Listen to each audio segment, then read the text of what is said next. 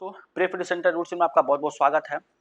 तो देखिए यहाँ पे आप लोग देख पा रहे होंगे कि आपको यहाँ पे दिखाई दे रहा है अप्लाइड फिजिक्स फर्स्ट। ठीक है, ये जो क्लास है आपका फिजिक्स फर्स्ट का, आज आप देखेंगे ये आपका 29 तारीख है, कल आपका क्या है 30 है, तो कल आपका एग्जाम है। ठीक है, कल आपका एग्जाम है, तो इतना एक दिन पहले, वो भी मतलब एक दिन क्या है, पूरा आधा दिन से ज़्यादा तो निकल ही गया है। तो ये पहले ही हो जाना चाहिए, लेकिन मेरे पास थोड़ा सा, मैं किसी काम में बहुत ज़्यादा व्यस्त मतलब हो गया था, तो क्लास नहीं ले पाए थे टाइम पर। ठीक है, लेकिन फिर भी अभी जो भी हमसे हो पा रहा है, जितना भी मैं यहाँ पे कर पा रहा हूँ, वो आपके लिए यहाँ पे कर रहा हूँ। ठीक है, तो मुझे पूरा उम्मीद है कि ये जो क्वेश्चन हमने बनाए हैं VVI क्वेश्चन, जो आपके टॉप यहाँ पे कम से कम 100 है, यहाँ पे लगभग आपको ये 150 हो जाएंगे। ठीक है, 150 से 200 क्वेश्चन आपको देखने को मिल सकता है। ये 2 क्लास केवल होगा, यहाँ पे 2 क्लास होगा। ठीक है, और इसका पीडीएफ जो है आपको डिस्क्रिप्शन में यहाँ पे दे देंगे, आप देखिएगा डिस्क्रिप्शन में आपको मिल जाएगा, क्लास फर्स्ट का भी और सेकेंड का भी। ठीक है, तो अभी क्लास फर्स्ट है, अभी हम 7-8 बजे करीब में आपको सेकेंड भी यहाँ पे प्रोवाइड कर देंगे। ठीक है, 7-8-9 ये यही आपको टाइम रहेगा। ठीक है, तो ये आपका यहाँ पे क्लास है, उम्मीद करते हैं आपको जरूर यहाँ पे पसंद आएगा। ठीक है, चलिए अब हम यहाँ पे क्लास को देख लेते हैं, टाइम को ना बर्बाद करते हुए। तो सबसे पहले तो हम अपना सिलेबस जो है हमारा ये है, सिलेबस डायरेक्ट आपको थोड़ा थोड़ा यहाँ बता देते हैं, ज़्यादा टाइम नहीं लगेगा। देखिए यहाँ पे, देखिए 1, 2 और 3, ये 2-3 चैप्टर आप देख रहे हैं, इसी का हम क्लास फर्स्ट में यहाँ पे आपको क्लास फर्स्ट यहाँ पे लिया है, इन तीनों का क्वेश्चन हम इसमें लेंगे। बाकी आपका देखिएगा यहाँ पे 4 है, 5 है और 6 है, 7 है। ठीक है, 4-5 यानी 4 चैप्टर का क्लास सेकेंड में हम यहाँ पे क्लास इसका लेंगे। ठीक है, तो उम्मीद करेंगे जरूर आपको पसंद आएगा। चलिए अब हम क्वेश्चन को देख लेते हैं। देखिए फर्स्ट क्वेश्चन, देखिए यहाँ पे फर्स्ट क्वेश्चन आपका क्या है, यहाँ पे कह रहा है कि आपका फर्स्ट क्वेश्चन में मात्रक कितने प्रकार के होते हैं। ठीक है, आप क्वेश्चन देख लीजिएगा, आपको क्वेश्चन अगर आपके पास नोट्स होगा पहले से अगर आपका नोट्स है, तो आप वहीं से इस क्वेश्चन का आंसर पढ़ लीजिएगा, फिर उसी का क्वेश्चन का आंसर पढ़ लीजिएगा। नहीं है तो हम आपको एक ओवरव्यू यहाँ पे दे देंगे कि आपका क्या क्या है। ठीक है, ओवरव्यू दे देंगे, पीडीएफ आप डाउनलोड कर लेंगे और आंसर हमारे वीडियो से आप देख सकते हैं। ठीक है, तो मात्रक कितने प्रकार के होते हैं तथा कौन कौन से होते हैं, तो आपको पता है मात्रक कितने प्रकार के होते हैं, 2 प्रकार के। ठीक है, 2 प्रकार के होते हैं। ठीक है, एक होता है आपको मूल मात्रक। ठीक है, ये देखिए जितना भी आपका एक शब्दी होता है, 1 वर्ड आंसर होता है, ये आपका किस में आता है, 1 वर्ड आंसर। ठीक है, ये आपको एक वर्ड में इसका आंसर देना रहता है। तो जैसे इसमें 2 प्रकार के होते हैं, एक होता है मूल मात्रक। ठीक है, और दूसरा क्या होता है आपका व्युत्पन्न। देखिए हम थोड़ा सा फास्ट आपको बताएंगे, क्योंकि क्वेश्चन ज़्यादा है और चीज़ों को ज़्यादा देखना है, तो आप थोड़ा उसको जल्दी जल्दी देख लेंगे। तो ये मूल मात्रक और व्युत्पन्न मात्रक। ठीक है, व्युत्पन्न मात्रक होगा, मूल मात्रक, ये उसके 2 प्रकार हो जाएगा। ठीक है, चलिए अब दूसरा क्वेश्चन देखिए यहाँ पे, एसआई प्रणाली में मोल किस मूल राशि का मात्रक है। ठीक है, ये सब 1 वर्ड वाले आपके आंसर इसमें दिए जाते हैं। एसआई प्रणाली में जो मोल होता है, किस मूल राशि का मात्रक है। ठीक है, तो यहाँ पे आपका जो मोल होगा एसआई प्रणाली में, मोल किस मूल राशि का मात्रक है, तो ये पदार्थ का परिमाण। ठीक है, किसका होगा, तो ये हो जाएगा आपको पदार्थ का परिमाण का। ठीक है, पदार्थ का परिमाण का, ये आपका क्या है, मूल राशि का मात्रक होता है, पदार्थ का परिमाण का। ठीक है, क्वेश्चन नंबर सेकेंड यहाँ पे होगा आंसर इसका। तीसरा देखिए, पास्कल किस भौतिक राशि का मात्रक है। पास्कल किसका भौतिक, यहाँ पे पास्कल किस भौतिक राशि का मात्रक है, यहाँ पे आंसर देंगे। पास्कल आपका किसका हो जाएगा, तो दाब का। ठीक है, दाब का आपका यहाँ पे होता है, समझ गए। चलिए क्वेश्चन नंबर चौथा देखिए, तो गतिज ऊर्जा का मात्रक तथा विमीय सूत्र लिखिए। ठीक है, जो गतिज ऊर्जा का मात्रक और विमीय सूत्र, तो मात्रक आपका क्या होता है गतिज ऊर्जा का, तो ये होता है आपका जूल, मात्रक जूल होता है। और विमीय सूत्र क्या होता है, तो ये होता है आपको mL²T⁻⁻², ये आपका विमीय सूत्र होता है, समझ गए। क्वेश्चन नंबर 4 का ये आपका आंसर हो जाएगा। अब देखिए क्वेश्चन नंबर 5, 2 बीमाहीन राशियों के नाम लिखिए। ठीक है, 2 बीमाहीन राशियों के नाम आपको लिखना है यहाँ पे। तो बीमाहीन मतलब जिसके बीमा नहीं होता है। ठीक है, तो आंसर क्या हो जाएगा, एक पहला आपका हो जाएगा कोण और दूसरा विकृति, कोण और दूसरा क्या हो जाएगा, विकृति, कोण हो जाएगा, दूसरा विकृति। ठीक है, छठवा है आपका स्प्रिंग का बल नियतांक का बीमा लिखिए, स्प्रिंग का बल नियतांक का बीमा। ठीक है, स्प्रिंग के बल नियतांक का बीमा क्या हो जाएगा आपको, ये हो जाएगा M T⁻² होता है। ठीक है, हम आपको फास्ट यहाँ पे बता रहे हैं।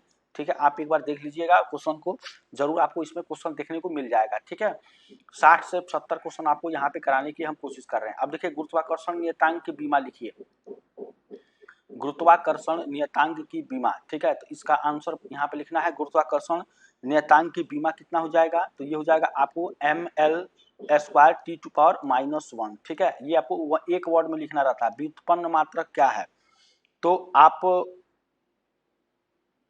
देखिए यहाँ पे क्वेश्चन जो है आपका व्युत्पन्न मात्रक, इसका आंसर आपको यहाँ पे क्या होता है व्युत्पन्न मात्रक का, कि जो मात्रक मूल मात्रकों पर आधारित होते हैं उन्हें व्युत्पन्न मात्रक कहते हैं, ठीक है। जैसे आपका क्या होता है, देखिए हम आपको ऐसे बोल के बता देते हैं कि आपका इसका आंसर क्या होगा, लिखेंगे तो टाइम लगेगा, ठीक है। क्वेश्चन ज्यादा है तो आपको बता देते हैं कि जो मात्रक क्या होता है मूल मात्रकों पर आधारित होते हैं उन्हें क्या कहते हैं, व्युत्पन्न मात्रक कहते हैं। अब आप इसमें एग्जाम्पल्स में आपको जैसे मान लीजिए आपको जैसे क्षेत्रफल हो जाएगा, ठीक है, क्षेत्रफल हो जाएगा, आयतन हो जाएगा, ठीक है, और क्या हो जाएगा आपका यहाँ पे घनत्व तो हो जाएगा, ठीक है। तो इतना सब सारा आपका एक्सेप्टर यहाँ पे ये सब व्युत्पन्न मात्रक के ये उदाहरण है यहाँ पे।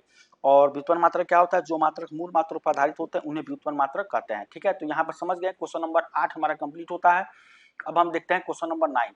वान डर वाल्स अवस्था गैस समीकरण आपको यहाँ पे लिखना है, ठीक है। वान डर वाल्स अवस्था गैस समीकरण आपको यहाँ पे क्या करना है, तो यहाँ पे आपको लिखना है।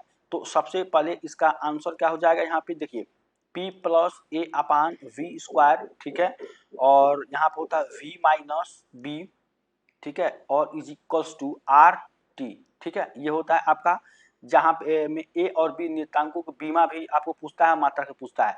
तो यहाँ पे आपका ये आपका हो जाता है गैस समीकरण, ठीक है। गैस समीकरण आपको वान डर वाल्स अवस्था गैस समीकरण लिखना है, P+A/V² V-B equals to R×T। ये होता है ए का। यहाँ पे अगर हम बात करें ए की यहाँ पे बीमा और बी की बीमा, ठीक है। ए की बीमा इसमें वान डर वाल्स जो अवस्था गैस समीकरण होता है इसमें ए की बीमा और बी की बीमा, तो ए की बीमा कितनी होती है, देखिए ये भी पूछता है आपको, बीमा भी पूछता है मात्रा भी पूछता है। तो ए की बीमा आपका हो जाता है यहाँ पे ml⁵ और t⁻², ठीक है।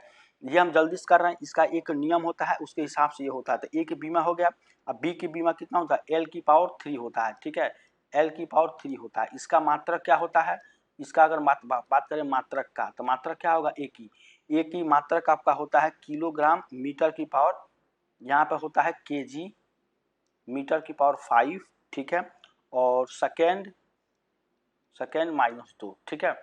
इसका मात्रक बताइए यहाँ पे, बी का मात्रक कितना होता है मीटर का क्यूब, ठीक है, मीटर का क्यूब। तो ये आपका क्वेश्चन नंबर 9 होता है, ठीक है। वान डर वाल्स अवस्था गैस समीकरण आपका ये होता है, ये क्वेश्चन आपको पूछता है, ठीक है। चलिए अब यहाँ पे हम देखते हैं क्वेश्चन नंबर 10। भौतिक राशियों के बीमाओं से आप क्या समझते हैं, भौतिक राशियों के बीमाओं से आप क्या समझते हैं, ये भी क्वेश्चन आपका काफी अच्छा क्वेश्चन है। तो बीमा से कई सारे क्वेश्चंस आपके देखने को मिलता है, ठीक है। चलिए तो ये क्वेश्चन का आंसर यहाँ पे देंगे, भौतिक राशियों की आप बीमा से क्या समझते हैं, ठीक है। देखिए ये क्वेश्चन काफी जो है यहाँ पे लिखने को काफी ज्यादा लंबा होगा, लेकिन इस क्वेश्चन को आप जो है अपने स्तर पर इसका आंसर देख लीजिएगा, ठीक है। काफी लंबा क्वेश्चन है, आंसर इसका काफी लंबा होता है। तो भौतिक राशि कई सारे होते हैं, ठीक है।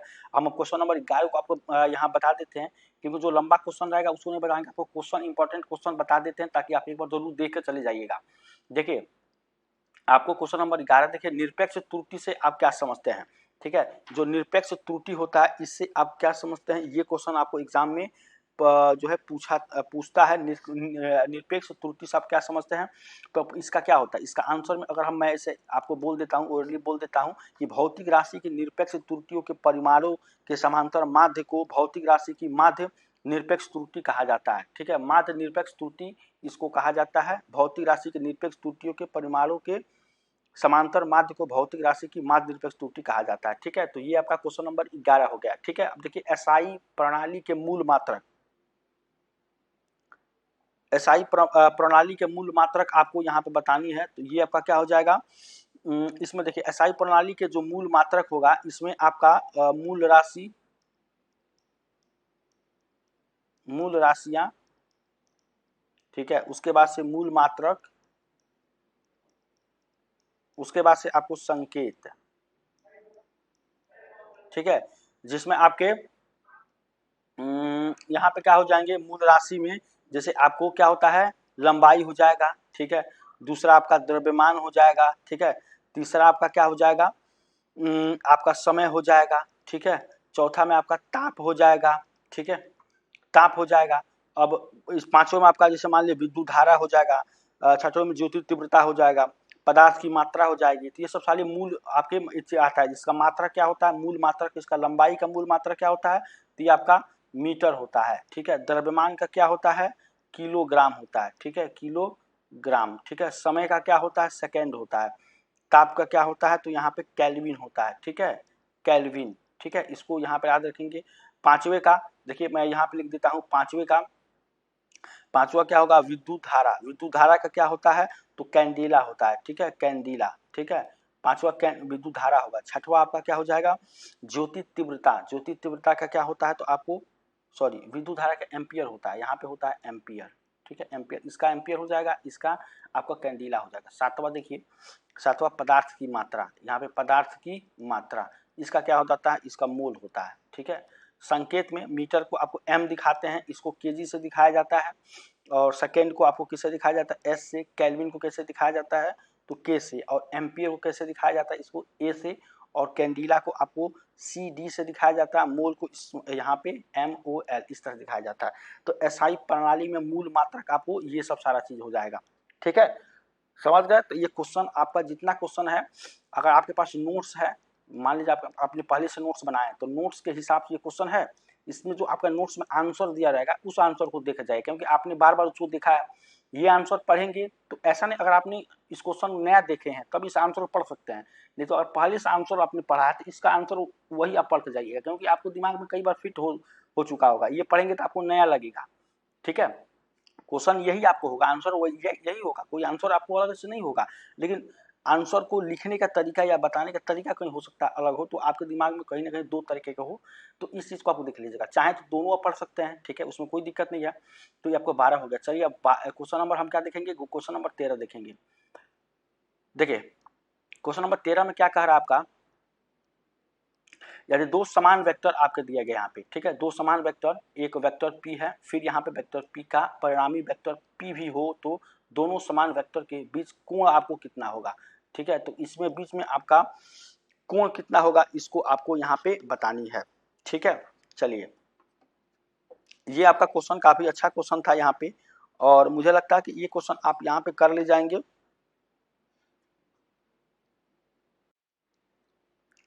चलिए तो ये क्वेश्चन है आपका, यहाँ पे इसका कोण बताना है आपको।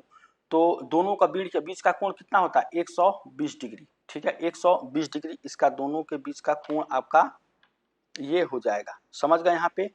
चलिए तो उम्मीद करते हैं आपको यहाँ पे जो है ये क्वेश्चन समझ में आया होगा। उसके बाद 14 है, दाब और बल में कौन सदिश है और कौन अदिश है, ठीक है। दाब और बल में कौन सदिश है, दाब में और बल में, तो सदिश आपका इसमें से कौन होगा, आपका जो बल होगा ये सदिश राशि होती है, ठीक है। और सदिश राशि या क्या होती है, ये भी आपको क्वेश्चन पूछा जाता है कि सदिश क्या होती है, तो वे भौतिक राशियां जिनमें परिणाम एवं दिशा दोनों होते हैं वो सदिश राशि होती हैं, ठीक है। जैसे आपका बल है, ये आपका सदिश राशि है। और भी एग्जाम्पल्स में आपको सदिश राशि के एग्जाम्पल्स में क्या हो जाएंगे, वेग हो जाएगा। इसमें आपका डायरेक्शन और जैसे मैग्नीट्यूड परिमाण और दिशा दोनों होता है। वेग हो गया, उसके बाद से भार हो गया, उसके बाद से त्वरण हो गया, ठीक है। उसके बाद से आपका बल तो आपको है ही है, यहाँ पे संवेग हो गया, ठीक है। ये सब सारे ही आपके जो क्या होते हैं, ये आपके सदिश राशियां होती हैं, ठीक है। और दाब आपका क्या होता है, ये आपका अदिश राशि होती है, ठीक है। ये क्या होती है, आपका अदिश। तो ये आपका पूछ रहा था, ये आपका अदिश हो जाएगा, ये सदिश हो जाएगा। अदिश राशि में आपका एग्जाम्पल्स में क्या क्या आती हैं, तो इसमें आपका इसमें और अदिश राशियां क्या होती हैं, केवल इनमें परिमाण होता है, दिशा नहीं होता है। केवल इसमें क्या होता है, परिमाण होता है, ठीक है। इसमें केवल परिमाण होता है, दिशा इसमें क्या होती है, दिशा इसमें नहीं होती है, परिमाण होता है। और इसमें क्या होता है, सदिश में आपका परिमाण होता है और दिशा भी होता है, परिमाण भी होता है और दिशा भी होती है, ठीक है। तो इसको आपको याद रखना है, सदिश राशि में दोनों होता है। और अदिश में क्या होता है, यहाँ पे आपको क्या होता है, केवल इसमें परिमाण। अब देखिए इसको याद रखना है, जैसे मान लीजिए आपको सदिश पूछ रहा है, सदिश राशि क्या होती है, तो इसमें होता है परिमाण और दिशा, और एक होता है अदिश राशि, ठीक है। तो इसको याद रखना आपको। आप कैसे याद रख सकते हैं, देखिए सबसे पहले तो आप क्या करें, देखिए सदिश माने सही दिशा, सही दिशा। जो व्यक्ति सही दिशा में जाता है उनके पास सब कुछ होता है, ऐसे याद रखना आपको। जो व्यक्ति सही दिशा में जाएगा उसको क्या है, उसके पास सब कुछ रहेगा, मतलब परिमाण भी रहेगा, दिशा भी रहेगा। अदिशा, अदिश, अदिश मतलब अदिशा, इसको कर लीजिए। अदिश, अदिश मतलब अदिशा। तो अदिशा मतलब क्या होगा, जिस जो व्यक्ति सही दिशा में नहीं होता है, देखिए अलग दिशा में होता है, उसके पास केवल आपका परिमाण होगा, दिशा नहीं होगा, ठीक है। परिमाण तो होगा लेकिन दिशा नहीं होगा। तो इस तरह से आप इसको याद रख सकते हैं, सदिश सदिश। काफी लोग इसमें कंफ्यूजन होता है, सदिश क्या होता है, इसमें क्या क्या रहता है, ठीक है। तो इस तरह याद रखने की आपका जो ट्रिक्स है। चलिए अब यहाँ तक समझ गए। चलिए अब हम अगला क्वेश्चन देखेंगे। दो वेक्टर का परिमाणी वेक्टर का मान दिए गए वेक्टर के मान में से एक वेक्टर का मान आपका क्या होगा, यहाँ पे एक वेक्टर के मान कम हो सकता है, उदाहरण देकर समझाइए, ठीक है। अब इस क्वेश्चन को देखिए, ये भी आपको वन लाइनर वाला ही क्वेश्चन है।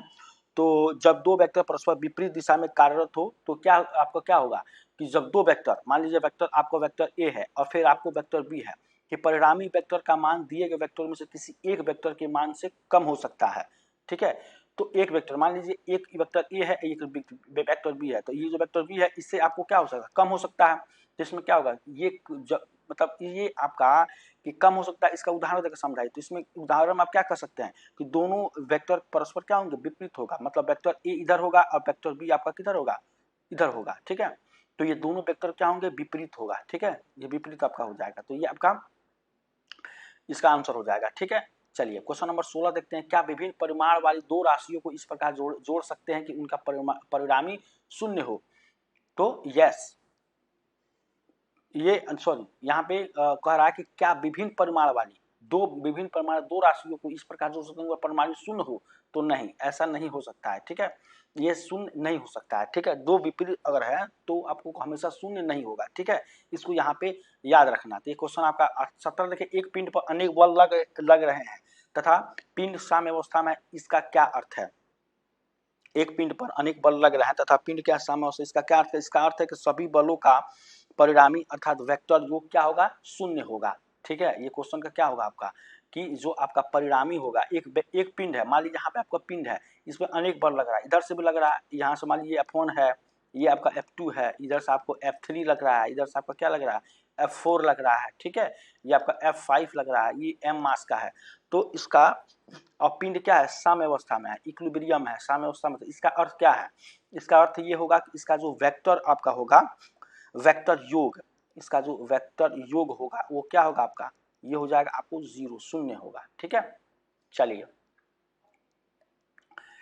18 देखिए, सदिश राशि का परिमाण शून्य है तो क्या इसका वेक्टर कहना उचित होगा। देखिए यहाँ पे हाँ, अगर मतलब इसका परिणाम अगर शून्य है, अभी आपने देखा यहाँ पे कि सदिश राशि होती है, परिणाम शून्य अगर आता है, ठीक है, जो उसका फाइनल जो है परिमाण जो मैग्नीट्यूड शून्य आता है, तो क्या इसको वेक्टर कहना उचित है, तो हाँ, ठीक है, इसको वेक्टर कहना उचित है, ठीक है। तो इसको ध्यान देंगे। 18 नंबर हो गया। अब 19 देखेंगे। यदि दो वेक्टरों के योग तथा अंतर परिमाण में बराबर हो तो उनके बीच का कोण कितना होगा। अगर परिमाण में बराबर है तो इनके बीच का कोण कितना होगा, ठीक है। दो वेक्टर के योग और अंतर परिमाण में बराबर हो तो उनके बीच का कोण कितना होगा, तो ये होगा आपका 90 डिग्री, ठीक है। 90 डिग्री इसका एंगल हो जाएगा, ठीक है। 19 नंबर। अब देखिए 20 नंबर, कोणीय वेग तथा कोणीय त्वरण की विमाएं लिखिए। कोणीय वेग तथा कोणीय त्वरण की विमाएं यहाँ पे लिखना है, ठीक है। तो इसका आंसर आप लिखेंगे कोणीय वेग तथा कोणीय यहाँ पे तो आपका कितना हो जाएगा, T inverse T to power -1 और टी टू पावर -2, ठीक है। कोणीय वेग और कोणीय त्वरण समझ गए यहाँ पे। चलिए तो ये क्वेश्चन आपका हो गया। क्वेश्चन नंबर 20 हमारा फाइनल हो चुका है। अब देखिए क्वेश्चन नंबर 21 देखते हैं। वृत्तीय गति करते हुए किसी पिंड के कोणीय वेग तथा रेखीय वेग में संबंध यहाँ पे लिखना है। वृत्तीय गति, तो वृत्तीय गति करता है तो आपको क्या मिलता है यहाँ पे, इस क्वेश्चन को देखिए तो इसका आंसर क्या हो जाएगा, v = r × ओमेगा, ठीक है। ये इसका संबंध आपका होता है, ठीक है। गति, यहाँ पे गति हो जाएगा, वृत्तीय गति करते हुए पिंड के कोणीय वेग और रेखीय वेग में संबंध, v = r × ओमेगा, ठीक है। चलिए वृत्तीय पथ पर गति कर रहे पिंड कण के कोणीय त्वरण a और रेखीय त्वरण a में संबंध यहाँ पे आपको लिखना है, ठीक है। कोणीय त्वरण यहाँ पे अल्फा होता है, ठीक है। इसको ध्यान देंगे, यहाँ पे ये आपका अल्फा होता है और ये आपका ए होता है। तो इसका आंसर क्या हो जाएगा यहाँ पे, अगर आंसर की बात करें तो ये आपका a = r × अल्फा, ये इसका संबंध आपका हो जाएगा, रिलेशन यहाँ पर पूछ रहा है। ठीक है, चलिए आप क्वेश्चन देखिए, क्वेश्चन नंबर 23 में आपको देखते हैं, क्या बिना त्वरण के कोई पिंड वक्राकार पथ पर गति कर सकता है? कह रहा है क्या बिना त्वरण के कोई पिंड वक्राकार गति कर सकता है वक्राकार पथ पर? तो नहीं, नहीं आपका इसका आंसर हो जाएगा कि यहाँ पे क्या कर सकता है, तो नहीं कर सकता है। ठीक है, चलिए अब समान चाल से वृत्ति, यहाँ पे 24 नंबर क्वेश्चन है आपका, समान चाल से वृत्ति मार्ग पर गतिमान पिंड के अभिकेंद्र त्वरण के मान का परिक्रमण, आवृत्ति और त्रिज्या के पदों को लिखिए। ठीक है, तो यहाँ पे आपका इस क्वेश्चन का आंसर क्या हो जाएगा, यहाँ पे अगर बात करें तो ये हो जाएगा a = 4 पाई स्क्वायर, ठीक है, n स्क्वायर r। ठीक है, ये त्रिज्या का आवृत्ति तथा त्रिज्या के, यहाँ पे आवृत्ति n है और त्रिज्या का आपका r है, के पदों में लिखिए, तो a = 4 pi square n square r। समझ गए, चलिए अब काफी अच्छा क्वेश्चन 25 नंबर क्वेश्चन देखते हैं हम। यहाँ पे एक वस्तु परिवर्ती बल, ठीक है, से एक वृत्ति पथ के पर गतिमान है, इसमें कौन कौन से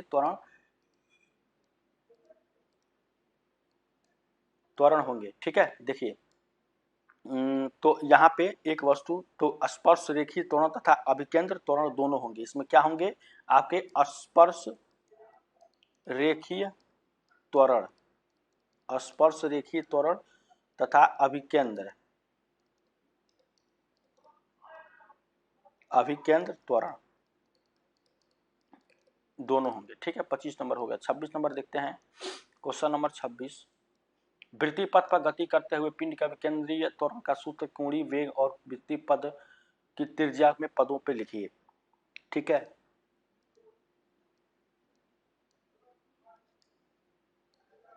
आंसर देखिए, तो a = r × ओमेगा, ये होगा आपका वृत्तीय पथ पर गति करते हुए पिंड के अभिकेंद्रीय त्वरण का सूत्र कोणीय वेग और वृत्तीय पद की त्रिज्या, वृत्तीय पथ की त्रिज्या के पदों में लिखे a = r × ओमेगा, जहाँ पे ओमेगा क्या है आपका? कोणीय वेग होता है। ठीक है, कोणीय वेग आपका होता है, और यहाँ पे r क्या होता है? त्रिज्या होती है। ठीक है, r त्रिज्या, ओमेगा कोणीय वेग, तो ये आपका यहाँ पे आंसर हो जाएगा। चलिए क्वेश्चन नंबर 27 देखिए, द्रव्यमान का एक कण त्रिज्या के, देखिए यहाँ पे आपका जो है थोड़ा सा यहाँ पे हो गया, ये त्रिज्या हो जाएगा। ठीक है, द्रव्यमान का एक कण त्रिज्या के वृत्तीय पथ पर एक समान कोणीय चाल, ठीक है, कोणीय चाल मतलब यहाँ पे ओमेगा, ओमेगा से गति कर रहा है, जैसे अभिकेंद्रित त्वरण अभिकेंद्र बल का मान लिखिए। यहाँ पे आंसर हो जाएगा अभिकेंद्र त्वरण यहाँ पे कितना हो जाएगा आपका? ये हो जाएगा a = आपको v²/r। ठीक है, और अभिकेंद्र बल यहाँ पे क्या हो जाएगा? अभिकेंद्र बल की बात करते हैं तो ये हो जाएगा F = mv²/r। ठीक है, तो अभिकेंद्र त्वरण और अभिकेंद्र बल यहाँ पे आपका हो जाएगा। ठीक है, अभिकेंद्र त्वरण और अभिकेंद्र बल का मान लिखना, तो v²/r त्वरण हो जाएगा, mv²/r आपका फोर्स हो जाएगा। ठीक है, 27-30 नंबर देखिए, अदिश राशि को परिभाषित कीजिए। ठीक है, तो अभी आपको बताए हैं सदिश में और अदिश में आपको क्या होता है। ठीक है, इसका आंसर, अदिश राशि में क्या होता है? इसमें केवल परिमाण होता है। ठीक है, परिमाण होता है, और दिशा इसमें क्या होती है आपका? नहीं होता है। ठीक है, और इसका एग्जाम्पल्स में अभी आपको हम बताए हैं, एग्जाम्पल्स में कई सारे चीज आपका होता है, जैसे आपका द्रव्यमान होता है, समय होता है, द्रव्यमान होता है, समय होता है, दूरी होता है, चाल होता है, आयतन होता है। ठीक है, तो इसके एग्जाम्पल्स हो। सदिश राशियों से आप क्या समझते हैं? तो इसमें आपको दोनों होता है, इसमें क्या होता है आपके? इसमें परिमाण होता है और दिशा दोनों होता है। ठीक है, ये हो गया 28 नंबर। 29 नंबर, अब 30 नंबर देखते हैं। यहाँ पे 30 नंबर क्वेश्चन आपका यहाँ पे हो जाएगा, एकांक वेक्टर से आप क्या समझते हैं? ठीक है, एकांक वेक्टर से आप क्या समझते हैं, इसको यहाँ पे हम देखेंगे। ठीक है, तो जो आपका एकांक वेक्टर होता है, ये क्या होता है? वह वेक्टर जिसका परिमाण एक होता है उसको एकांक वेक्टर होता है। ठीक है, जिसका इसमें परिमाण क्या होता है? परिमाण आपका एक हो, वो आपका क्या कहलाता है? एकांक वेक्टर। समझ गए यहाँ पे? चलिए, शून्य वेक्टर से आप क्या समझते हैं? तो जो वह वेक्टर जिसका परिमाण शून्य है उसको शून्य वेक्टर कहा जाता है। ठीक है, जिसका परिमाण आपका क्या होता है? शून्य होता है। ठीक है, परिमाण अगर शून्य आया, परिमाण क्या आया? शून्य, तो उसको क्या कहेंगे? शून्य वेक्टर। समझ गए? 31। अब 32 देखेंगे, कोणीय विस्थापन को परिभाषित कीजिए। ठीक है, कोणीय विस्थापन को परिभाषित कीजिए। तो इसको क्या कहेंगे, कोणीय विस्थापन एक समान वृत्तीय गति करते हुए कण की त्रिज्या वेक्टर एक निश्चित समय अंतराल में जितना कोण घूम जाती है वो गतिमान कण को कोणीय विस्थापन कहते हैं। ठीक है, समझ गए यहाँ पे कोणीय विस्थापन कि एक समान वृत्तीय गति करते हुए कण की त्रिज्या वेक्टर की एक निश्चित समय अंतराल में जितना कोण घूमती है, ठीक है, जितना एंगल आप घूम जाएंगी उसको क्या कहेंगे यहाँ पे आपको, वो गतिमान कण का कोणीय विस्थापन कहलाता है। समझ गए यहाँ पे।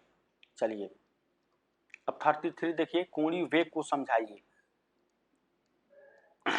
कोणीय वेग को समझाना है आपको।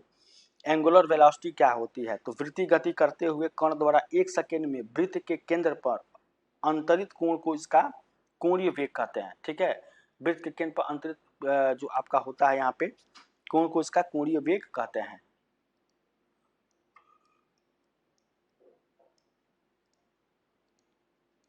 चलिए ये क्वेश्चन है आपका, अभिकेंद्र बल को परिभाषित कीजिए। अभिकेंद्र बल क्या होता है कि वृत्तीय गति करते हुए पिंड पर एक बल कार्य करता है। जो वृत्तीय गति होता है उस पिंड पर एक बल कार्य करता है जिसकी दिशा सदैव वृत्त के केंद्र की ओर दिष्ट रहती है, इसको अभिकेंद्र बल कहते हैं। मतलब मान लीजिए अगर कोई पॉइंट है यहाँ पे, ये आपका वृत्तीय गति कर रहा है तो इसका जो है इसका जो बल होगा ये केंद्र की तरफ अभिमुख होता है, उसको अभिकेंद्र बल उसको कहा जाता है। ठीक है, समझ गए। चलिए अब हम इसको लिखेंगे नहीं क्योंकि इसमें ज़्यादा टाइम लगता है। अभिकेंद्र बल के उदाहरण लिखिए। तो अभिकेंद्र बल के ये 33 हो गया, 34 35 अब हमको करना अभिकेंद्र बल के उदाहरण। तो इसमें क्या होता है, पहला में आपको इसमें क्या होता है, डोरी से बने कोण को क्षैतिज वृत्त में आप मान लीजिए आपने ये कोई वो है, आप यहाँ से इसको ऐसे घुमा रहे हैं। ठीक है, ऐसे डोरी से बने कोई मतलब कोई वस्तु है उसको घुमा रहे हैं, वो अभिकेंद्र बल का ये उदाहरण है। डोरी से बने कण के क्षैतिज वृत्त में जबकि कण भार नगर नहीं है और वृत्ताकार मोड़ पर वाहनों का मुड़ना है। मान लीजिए यहाँ पे कुछ ऐसे आपका मोड़ है, ठीक है, ये आपका एक मोड़ है, रोड है, तो आपने यहाँ से क्या किया, आपका जो गाड़ी है ऐसे जा रहे हैं, ठीक है, तो ऐसे आप मुड़ेंगे यहाँ पे, तो ये भी आपका क्या है, आपका एक अभिकेंद्र बल का ही उदाहरण होता है। ठीक है, प्राकृतिक घटनाओं में वृत्ताकार गति, ठीक है, परमाणु में वृत्ताकार गति, ये सब सारे अभिकेंद्र बल के आपको क्या है, उदाहरण है। ठीक है, ये आपका उदाहरण। चलिए अभिकेंद्र त्वरण को समझाना है। यहाँ पे 36 नंबर क्वेश्चन देखिए, अभिकेंद्र त्वरण। तो इसको हम देखिए थोड़ा सा ऊपर कर लेते हैं तब इसको समझाते हैं अभिकेंद्र त्वरण क्या होता है। ठीक है, चलिए तो अभिकेंद्र त्वरण आपका त्वरण क्या होता है, a=v/r, वेग परिवर्तन की दर आपका त्वरण होता है। ठीक है, मीटर पर सेकेंड इसका जो है यहाँ पे इसका होता है। ठीक है, मात्रक होता है। अब देखिए अभिकेंद्र त्वरण ये होता है एक समान वृत्तीय गति वाली कण का अभिकेंद्र कण का त्वरण, एक समान वृत्तीय गति करने वाली कण का त्वरण अभिकेंद्र त्वरण कहलाता है, क्योंकि यह हमेशा वृत्तीय पथ के वृत्त के केंद्र की ओर होता है। मतलब यहाँ पे आर ओमेगा स्क्वायर, ठीक है, is equals to V square by R, R omega square is equals to V square by R, ये इसका आंसर होता है। ठीक है, समझ गए। चलिए ये होगा आपका यहाँ पे अभिकेंद्र त्वरण। अब देखिए अगला रेखीय वेग को परिभाषित करें। रेखीय वेग, इसका आंसर बताइए। रेखीय वेग को परिभाषित करें यहाँ पे, तो रेखीय वेग इसको क्या दिखाते हैं, तो वेक्टर v से। वेक्टर v की दिशा सदैव स्पर्श रेखीय होती है। रेखीय वेग v व कोणीय वेग ओमेगा में संबंध। ठीक है, तो v equals to r into ये आपका ओमेगा होता है। v equals to r into omega, जहाँ पे ये r आपका क्या होती है, पथ की त्रिज्या होती है। वृत्त की त्रिज्या ये आपकी होती है पथ की त्रिज्या। ठीक है, तो ये आपका यहाँ पे आंसर हो जाएगा 37 नंबर क्वेश्चन से। अब देखिए 38 देखेंगे यहाँ पे, सदिश एवं अदिश राशियों की उदाहरण सहित समझाइए। सदिश व अदिश राशियों को उदाहरण सहित समझाना है यहाँ पे। तो आपको बता ही चुके हैं हम सदिश अदिश राशि क्या होती है, सदिश राशि को निरूपण कैसे करते हैं। ठीक है, तो ये भी सब सारा चीज आपको बता चुके हैं। ये इंपॉर्टेंट क्वेश्चन आपका था यहाँ पे 39 नंबर क्वेश्चन देखिए, वेक्टर के प्रकारों को विस्तार पूर्वक वर्णन कीजिए। ठीक है, तो वेक्टर के कितने प्रकार होते हैं हम यहाँ पे आपको बता देते हैं। वेक्टर के आपके कई सारे प्रकार यहाँ पे होते हैं, जिसमें आपका क्या होता है, एकांक वेक्टर। ठीक है, इसका परिमाण कितना होता है, एक होता है, एकांक वेक्टर होता है। दूसरा आपको लंबकोणीय वेक्टर आपका होता है। ठीक है, लंबकोणीय आपका वेक्टर। ठीक है, तीसरा आपका क्या होता है यहाँ पे, तो तीसरा आपका हो जाएगा समान वेक्टर। ठीक है, समान वेक्टर। ठीक है, तो वेक्टर के प्रकार को विस्तार पूर्वक समझाना है तो समान वेक्टर। ठीक है, समान वेक्टर इसका क्या होता है कि दो वेक्टर हैं अगर आपके, तो दोनों एक तरफ ही होंगे। वेक्टर ए और वेक्टर यहाँ पे आपका बी, ठीक है। तो ये आपका समान वेक्टर यहाँ पे हो जाएगा, समझ रहे हैं। इसका जो परिणामी होता है एक तरफ होता है, ठीक है। इसका होता है विपरीत वेक्टर, ठीक है। चौथा क्या होता है, विपरीत वेक्टर। विपरीत वेक्टर मतलब इसमें क्या होगा, अगर वेक्टर ए आपका इस तरफ है तो वेक्टर बी आपका क्या हो जाएगा, इस तरफ होगा, विपरीत वेक्टर, ठीक है। ये चौथा था। पांचवा नंबर को आपका जो वेक्टर हो जाता है ये होता है शून्य वेक्टर, जिसका परिमाण क्या होता है, परिमाण आपका क्या होता है, शून्य होता है, ठीक है। इसका परिमाण जो होगा शून्य होगा, उसको शून्य वेक्टर। छठवा आपको बताइए यहाँ पे स्थिति वेक्टर या स्थित वेक्टर।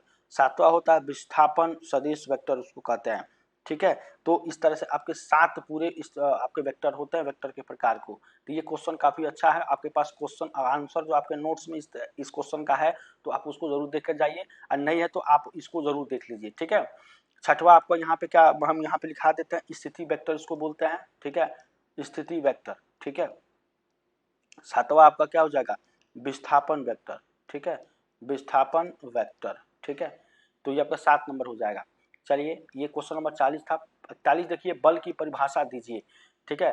तो बल क्या होता है, बल वह बाह्य कारक है जो अपने जो वस्तु होती है उसका दिशा को बदलता है या बदलने की चेष्टा करता है, उसको क्या कहते हैं, आपको बल उसको कहा जाता है।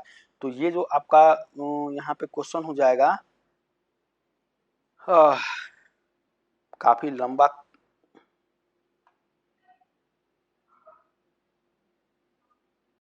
चलिए देखिए यहाँ पे बल, बल क्या होता है, तो बल की परिभाषा, बल व धक्का या खिंचाव है जो एक निकाय से दूसरे निकाय पर आरोपित होता है, ठीक है। ये मान लीजिए एक निकाय ये है, इस पे या तो निकाय है, इस पे एक निकाय से क्या होता है, दूसरे निकाय पर ये इसका जो है आरोपित होता है, किसी वस्तु को विराम अवस्था अथवा रेखीय अवस्था की गति को अवस्था में परिवर्तन कर देता है, ठीक है। अथवा क्या होता है, वस्तु की आकृति में परिवर्तन कर देता है। तो बल, तो वो देखिए यहाँ पे आप बल वह बाह्य कारक है, आपको सीधा जानना है कि बल क्या होता है। बल वह बाह्य कारक है जो किसी वस्तु पर कोई दिशा को बदलता है या बदलने का प्रयास करता है, ठीक है। ये आपका बल की अपरिभाषा होता है, ठीक है। और बल आपका क्या होता है, एक सदिश राशि होती है, ठीक है, सदिश राशि। हम अभी बोले हैं, किताब में लिखा हुआ था, ठीक है। तो काफी लंबा आपका यहाँ पे होता है ये सदिश राशि, आपको ये इतना जानकारी रखिए। और जो इसका मात्रक क्या होता है, बल का मात्रक क्या होता है, तो ये आपका न्यूटन होता है, बल का मात्रक न्यूटन होता है। बल को एफ से रिप्रेजेंट करते हैं, मास इनटू एक्सेलरेशन होता है, ठीक है। बल को एफ से रिप्रेजेंट करते हैं, मास इनटू एक्सेलरेशन। एक्सेलरेशन क्या होता है, मीटर पर सेकेंड स्क्वायर इसका मात्रक होता है। वेग परिवर्तन की दर को क्या कहते हैं, एक्सेलरेशन, त्वरण कहते हैं, ठीक है। इसको बोलते हैं त्वरण, ठीक है, अंग्रेजी में बोलता है एक्सेलरेशन, ठीक है। तो ये आपका बल का यहाँ पे हो जाएगा। और बल कितने प्रकार के होते हैं, 2 प्रकार के होते हैं। पहला प्रकार आपका क्या होता है, यहाँ पे गुरुत्वाकर्षण बल, ठीक है, गुरुत्वाकर्षण बल आपका होता है पहला। और दूसरा यहाँ पे जो आपका हो जाएगा, ये आपका स्थिर स्थिर वैद्युत बल होता है, स्थिर वैद्युत बल, ठीक है। गुरुत्वाकर्षण बल का इसका फार्मूला क्या होता है, F equals to m1 m2 by R square होता है। और इसका स्थिर वैद्युत बल का क्या फार्मूला होता है, F इजिकल्स टू Q1, यहाँ पे K Q1 Q2 by R square, ठीक है, K Q1 Q2 by R square होता है, ठीक है। स्थिर वैद्युत बल का ये फार्मूला होता है, समझ गए यहाँ पे। तो ये आपका काफी ज्यादा यहाँ पे आपका हो जाएगा। अब देखिए इसमें इसका जो होता है यहाँ पे ये कांस्टेंट होता है, यहाँ पे G m1 m2 by R square होता है गुरुत्वाकर्षण बल का, और स्थिर वैद्युत बल का F K Q1 Q2 by R square होता है। जहाँ पे अगर G की वैल्यू यहाँ पे अगर देखा जाए, ये भी आपको एग्जाम में पूछता है, तो G का वैल्यू क्या होता है, 6.67 इंटू 10⁻11 न्यूटन मीटर स्क्वायर, ठीक है, न्यूटन मीटर स्क्वायर पर केजी स्क्वायर, ठीक है। ये इसका मात्रक होता है, इसका वैल्यू होता है 6.67 जो 10⁻11, ठीक है। इतना सब सारा चीज आपको हम बता दिए, उम्मीद करते हैं आपको जरूर यहाँ पे समझ में आएगा। क्वेश्चन काफी अच्छा था। संवेग को परिभाषित करते हुए संवेग के परिवर्तन की आपको व्याख्या कीजिए। देखिए अब आपको व्याख्या तो खुद से आपको यहाँ पे करना है। संवेग क्या होता है, इसको P से रिप्रेजेंट करते हैं, मास इनटू वेलोसिटी। ये होता है आपका संवेग, मतलब द्रव्यमान और वेग, इसका जो है गुणनफल होता है। ये द्रव्यमान होगा, गुणनफल होता है, तो आपको क्या निकलेगा, संवेग, ठीक है। ये आपका संवेग निकल जाएगा, समझ गए। क्वेश्चन नंबर 42, ठीक है। 43 देखिए, निम्नलिखित को परिभाषित कीजिए। आपको परिभाषित करना है किसको किसको, तो आपको आवृत्ति को परिभाषित करना है, आवर्तकाल को और आयाम को, ठीक है। इतना ये सब सारा आपका इम्पोर्टेंट है। तो सबसे पहले तो हम इस क्वेश्चन को यहाँ पे लेंगे और ये समझेंगे कि इसका जो आपको क्या क्या होगा।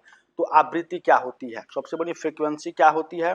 तो सरल आवर्त गति करता हुआ कण 1 सेकेंड में जितने दोलन पूरा करता है, सरल आवर्ती करता हुआ कण 1 सेकेंड में जितने दोलन करता है उसको क्या कहते हैं, उसको आवृत्ति कहते हैं। इसको स्मॉल एन से रिप्रेजेंट करते हैं, स्मॉल एन से। समझ गए यहाँ पे। चलिए, तो एन इक्वल्स टू कितना होता है आपको, ओमेगा बाई 2 पाई। ठीक है, ओमेगा बाई 2 पाई ये आपका होता है आवृत्ति, एन से रिप्रेजेंट करते हैं। ठीक है, ओमेगा को सरल आवर्त गति करते हुए कण एन कोणीय आवृत्ति भी इसको कहते हैं, ओमेगा को कोणीय आवृत्ति कहते हैं। ठीक है, यहाँ पे कोणीय आवृत्ति।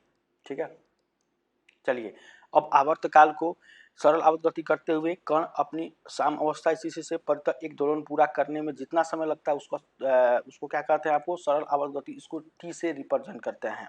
ठीक है, टी से रिप्रेजेंट करते हैं और इसका जो फार्मूला होता है T is equal to 2 pi by omega. ठीक है, ये इसका फार्मूला होता है। ठीक है, इसके बाद से आयाम। आयाम क्या होता है, सरल आवर्त गति करते हुए कण का उसकी साम्य स्थिति के किसी और अधिकतम विस्थापन, उसका क्या होता है आपका आयाम करते हैं। ठीक है, तो ये आपका क्वेश्चन नंबर 43 के 3 यहाँ पे आपके इंपॉर्टेंट यहाँ पे थे, इसको हम आपको बता दिए। ठीक है, 44 देखेंगे, कोणीय एवं रेखीय त्वरण में संबंध स्थापित कीजिए। ठीक है, ये भी क्वेश्चन आपका अच्छा ही है। कह रहा है आपको कि कोणीय और आपको यहाँ पे रेखीय, कोणीय और रेखीय त्वरण में क्या करना है आपको, संबंध स्थापित करना है, जो कि काफी अच्छा यहाँ पे क्वेश्चन है। चलिए यहाँ पे देखिए, तो आपका ये क्वेश्चन है, कह रहा है कोणीय और रेखीय त्वरण में, तो इसका आंसर यहाँ पे देंगे। जैसे मान लीजिए v equal to are into omega था, तो यहाँ पे अगर आप ओमेगा निकालेंगे तो कितना हो जाएगा, v बाई आर हो जाएगा। ओमेगा कितना हो जाएगा, v बाई आर। अब अल्फा कितना हो जाएगा, D omega by D T. Alpha कितना हो जाएगा, D omega by D T, यानी कि ये हो जाएगा डी बाई डी टी। ठीक है, और ये हो जाएगा वी बाई आर, मतलब ये आपका ओमेगा का वैल्यू यहाँ पे ये हो जाएगा। तो अल्फा कितना हो जाएगा, 1 बाई आर इक्वल टू, इसको बोले तो D V by D T. समझ गए, ये आपका आंसर यहाँ पे हो जाएगा। समझ गए, तो यहाँ पे देखिए D V by D T हो जाएगा, तो इसका फाइनल निकल कर जाए as equal to are into यहाँ पे अल्फा। ये आपका होता है कोणीय और रेखीय त्वरण में आपका यहाँ पे ये होता है इसका फार्मूला। ठीक है, a equal to are into alpha. चलिए, तो क्वेश्चन नंबर 44 था। क्वेश्चन आप देख रही हैं, कार्य का एसआई मात्रक यहाँ आपको बताना है। कार्य का एसआई मात्रक क्या होता है। अब यहाँ पे हम कार्य की जो चैप्टर्स आपके हैं इसको हम यहाँ पे देख रहे हैं। ठीक है, और ये तीसरा चैप्टर हमारा होगा। अब इसके बाद से 4 चैप्टर का क्लास हम सेकेंड क्लास में लेंगे। उम्मीद करेंगे आपको जरूर ये क्लास अच्छा लगेगा। चैनल पर नए हैं तो सब्सक्राइब जरूर कर लीजिएगा। चलिए, यहाँ पे कार्य का एसआई मात्रक ये क्या होता है आपका, जूल होता है। ठीक है, 47 किलोमीटर घंटा तथा जूल में संबंध लिखिए। किलोमीटर घंटा जूल में, तो 1 किलो वाट घंटा, इसका वैल्यू क्या होता है आपको, ये होता है 3.6 इंटू 10 की पावर 6 जूल। ठीक है, ये इसका आंसर होता है। ठीक है, चलिए 47 देखिए, शक्ति का एसआई मात्रक लिखिए। शक्ति का क्या लिखना है आपको, एसआई मात्रक। शक्ति का एसआई मात्रक आपका इसका जो है आंसर हो जाएगा, शक्ति का एसआई मात्रक ये होता है आपका वाट। ठीक है, गतिज ऊर्जा का यहाँ पे सूत्र लिखना है, तो ये आपको ई के काइनेटिक एनर्जी आपका क्या हो जाएगा, यहाँ पे ये हो जाएगा आपको हाफ एम वी स्क्वायर, जहाँ पे एम क्या है, द्रव्यमान है, और ये आपका वेग है। ठीक है, kinetic half M V square होता है। ठीक है, चलिए काफी अच्छा क्वेश्चन इसमें हमने लिए हैं। सामर्थ्य या शक्ति का सूत्र लिखिए। जैसे थोड़ा सा यहाँ पे छोटा छोटा क्वेश्चन आपका मिलेगा। यहाँ पे सामर्थ्य या शक्ति का सूत्र लिखना है आपको, तो ये होता है आपको शक्ति, यहाँ पे पावर जो होता है पी से रिप्रेजेंट करते हैं। ये आपका क्या होता है, कार्य बाई समय। कार्य बाई समय ये आपका होता है। ठीक है, इसके बाद देखिए घर्षण गुणांक का सूत्र लिखिए। घर्षण गुणांक का सूत्र आपको लिखना है, घर्षण गुणांक, तो ये कितना होता है, इसको म्यू से रिप्रेजेंट करते हैं, और ये होता है सीमांत घर्षण बल।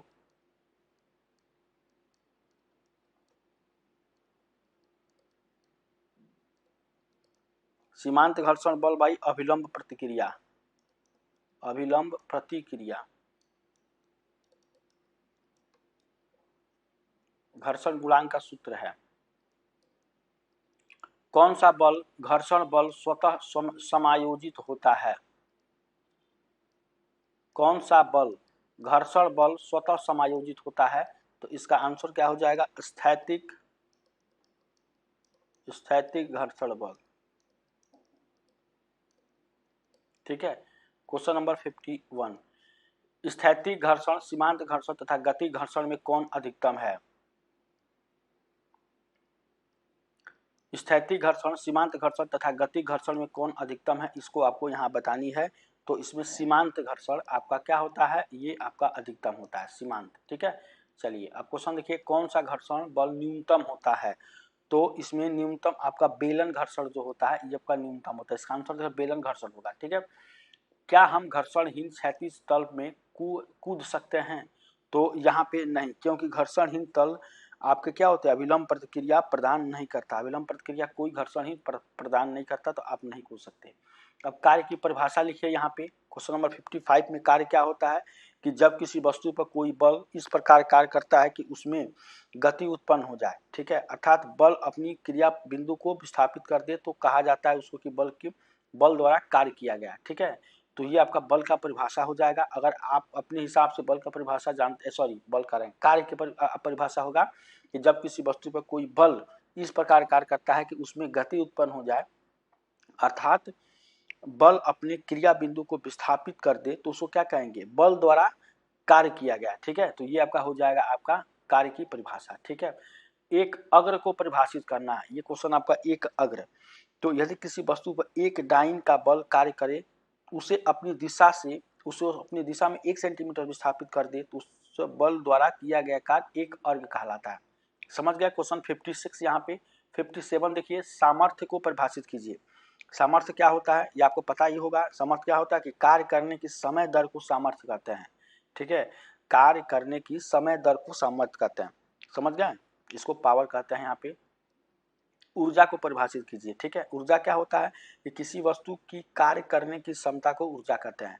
ठीक है, ऊर्जा क्या होगा? किसी वस्तु की कार्य करने की क्षमता को ऊर्जा कहते हैं। देखिए जल्दी जल्दी करें ताकि आपको जल्दी यहाँ पे ये क्वेश्चन सब आप देख पाए। 58 हो गया। ऊर्जा क्या कहती है कि किसी वस्तु की कार्य करने की क्षमता को ऊर्जा कहते हैं।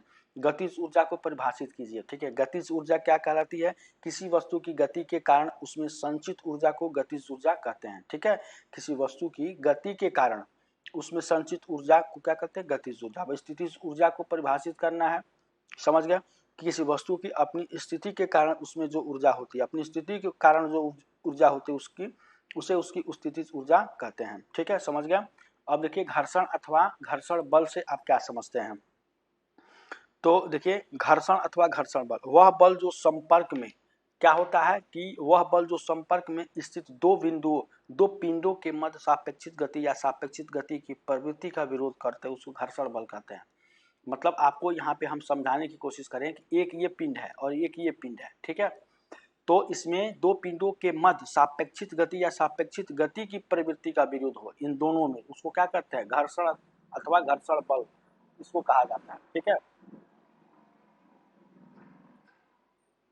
चलिए 61 हो गया। 62 है, सीमांत घर्षण बल को समझाइए। सीमांत घर्षण बल क्या होता है कि स्थैतिक घर्षण बल का अधिकतम मान जब कोई वस्तु किसी अन्य वस्तु की सतह पर फिसलने की स्थिति में आ जाती है तो सीमांत घर्षण बल उसको कहा जाता है। ठीक है, कार्य की परिभाषा दीजिए और कार्य की मात्रक लिखिए। कार्य का भी आपको बताया है। ठीक है, मात्रक आपका जूल होता है। ठीक है, ये सब बड़ा वाला क्वेश्चन है, आपको ध्यान दीजिएगा, सब बड़ा वाला क्वेश्चन है। 64 देखिए, निम्नलिखित को उदाहरण सही समझाइए। शून्य कार्य क्या होता है? ठीक है, निम्नलिखित को दिखाना है आपको कि शून्य कार्य क्या होता है। ठीक है, ऋणात्मक कार्य क्या होता है, धनात्मक कार्य क्या होता है। ठीक है, तो इतना सारा आप देखिए तो आपका क्वेश्चन यहाँ पे फाइनल हो जाएगा यहाँ पे। ठीक है, हमने कई सारे कार्य पे क्वेश्चन अगर देखा जाए तो काफ़ी ज़्यादा हम जो है कार्य पे क्वेश्चन हम बना सकते हैं। तो आप एक बार जो है क्वेश्चन को देख लीजिएगा अपने हिसाब से, धनात्मक क्या होता है, ऋणात्मक क्या होता है और शून्य कार्य क्या होते हैं। इस पर हम क्वेश्चन भी और चाहें तो क्वेश्चन भी करा सकते हैं। और यहाँ पे ये हमारा फाइनल क्वेश्चन था। ठीक है, क्वेश्चन नंबर 64। ठीक है, ये हमारा क्या है? फाइनल। यहाँ पे ये क्वेश्चन हमारा फाइनल क्वेश्चन है। ठीक है, तो ये था हमारा क्लास फर्स्ट। आपको पूरे इंपॉर्टेंट क्वेश्चन जितने भी हो सकता है उसको दिए हैं। अभी 4 चैप्टर है, उसका एक क्लास में हम पूरा फाइनल कर देंगे, 1 डेढ़ 2 घंटा जो भी लगे, और आपको 9 बजे तक हम जो है फाइनल कर देंगे। आप एक बार सरसरी निगाह से देख लीजिएगा, ताकि आपको जो है यहाँ पे ये लगे कि जो है यहाँ पे हमारे लिए अच्छा यहाँ पे क्वेश्चन हुआ है। ठीक है, तो एक बार जरूर देख लीजिए। चलिए मिलते हैं नेक्स्ट क्लास, तब तक थैंक यू सो मच।